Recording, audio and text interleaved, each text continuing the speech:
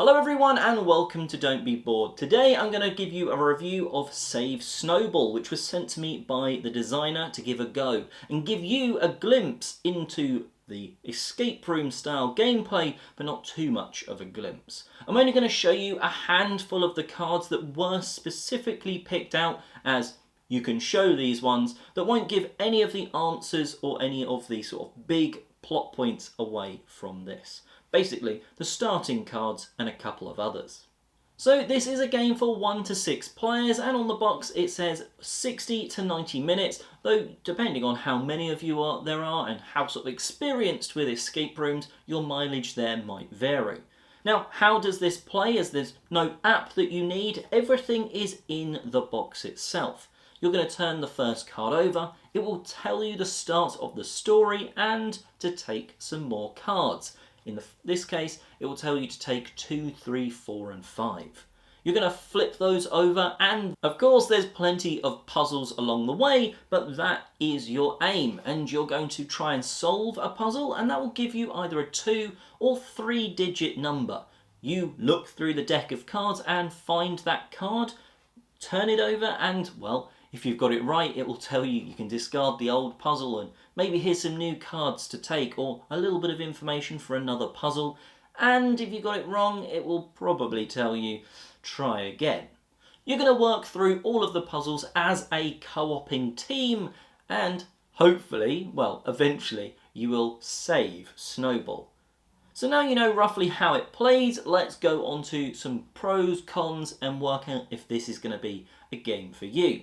The story is a good place to start. Spoiler free here, of course. You're going to be going through and turning these cards over. When you've completed a puzzle successfully, it will give you a block of text on one of the cards, and that will be advancing the story. Now, if you're playing with younger kids or whatever, and this probably would work with younger kids, you're going to probably want the adult reading, or at least someone that's happy to read.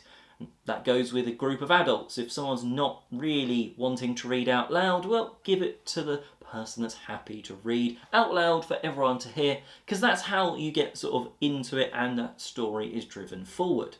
And it's a cool little plot that sort of has some bits and branching paths that your choices are going to matter for.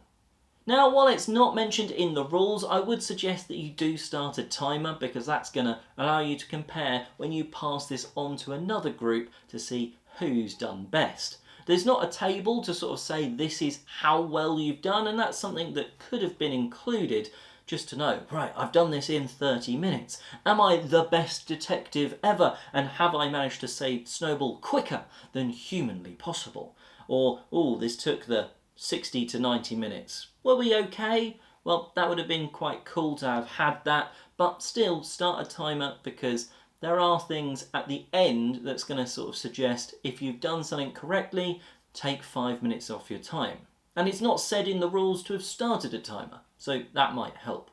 Now, while you're not going to be playing through again, Save Snowball is pass-onable, and what I mean by that is nothing in any of the puzzles is used up or torn or basically used. You can therefore put it all back in a box and pass it on to friends or family for them to enjoy after you're done with it. There's a good variety of puzzles in there. While it's mostly just on the one card or maybe a couple of cards that you need to add some logic together, there's some like that where there's multiple cards with clues, or maybe there's some shapes that you've got to do, or patterns that you can try and work out or notice when you look at them. There are some times where the card was turned over and it was almost like you could just see the pattern, and at other times we turned a card over and went, ooh, I'm not seeing a pattern, but I feel like there should be one there, and it takes you a little bit of time to sort of deduce what that next code is. And that means that different people are going to sort of look at the different puzzles. One person might struggle, another person might find that particular puzzle that bit easier, or just logically it makes a bit more sense to them. So it means that different members of a group can shine at different times through the adventure. And I did enjoy them, which hasn't always been the case with something in like Unlock, for instance. And talking about other escape rooms, where would I sort of compare this to? Well, it's not quite like Unlock because there's no app needed. You can just play with this box, and I think some people will vibe with that, not having to have that external device that's on the table pushing them forward or adding pressure or whatever. This is perhaps a bit closer to a deckscape, though you're not working through the cards in a very specific order. And unlike that, where if you're stuck on a puzzle, you just reveal the answer and carry on, this has a hint system. So in Save Snowball, you actually have at the bottom of the puzzle cards a thing where it says, if you want a hint, go to card 1, 2, 3. So you get the card 1, 2, 3, and it will give you a really light hint. Just a tiny nudge in the right direction. Maybe it goes something like, all the information you need is on that card. Okay, maybe that didn't give us that too much information, but it does say for another hint, go to this card. Maybe it's 2, 3, 4. So you take that card and then it gives you a bit more of a nudge in the right direction. Maybe like, look at this.